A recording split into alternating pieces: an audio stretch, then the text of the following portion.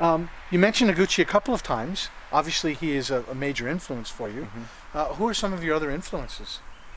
Well, I think that whole lineage of people like Noguchi apprenticed under Brancusi, and I think he, as the father of modernism, he had a big impact on, everybody who started doing object-oriented sculpture. I think is in some sense derivative of his influences and what he started with his work. For me personally, I really am influenced by Professor John Greer. He introduced me to stone in '91, '92, and he's been a big influence on me. And he's sort of, I guess, the father of stone carving in Canada. And he's a great sculptor. In Italy, there's the Japanese artist Kan Yasuda, yes, whose work influences me. But also a lot of the anonymous carvers of the Italian carvers for the past 100 years.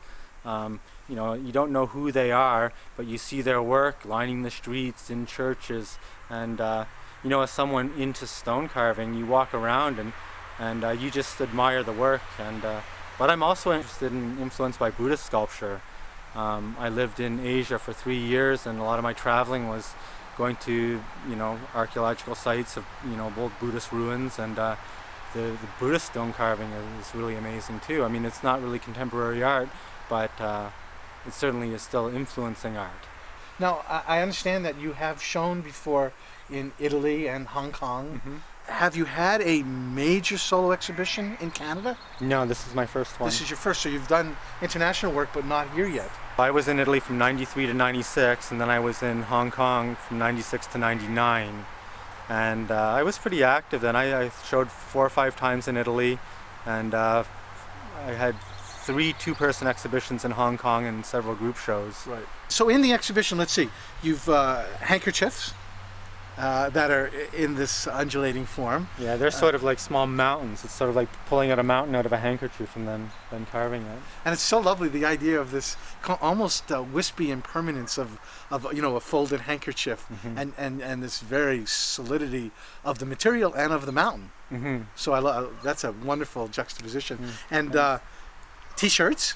Yeah, some are much more, one's folded as a T-shirt where you recognize the tags and the collars and everything. A lot of them are laid out more like landscapes and just interpreted. The folds are just interpreted. Right. And it becomes more abstract. Right. And then pillowcases. Yeah, I've done 4 pillowcase pieces. I mean, there's a range of sizes, but you've kept them reasonably small. Everything's to scale. I mean, the pillowcases are the size of actual pillowcases. The handkerchiefs are the size of actual I'm not playing with scale. I'm just playing with material. I've worked on large pieces for buildings. You've done some public pieces here in Victoria. Yeah, I did the commission for the Oswego Hotel in James Bay. I did 2 7-foot by 7-foot triangles, again working with the mountain form. Yes. And that was in 2006. Out of marble. Out of Vancouver Island marble, actually. And that's what that's about. It's a public site and it's a large piece.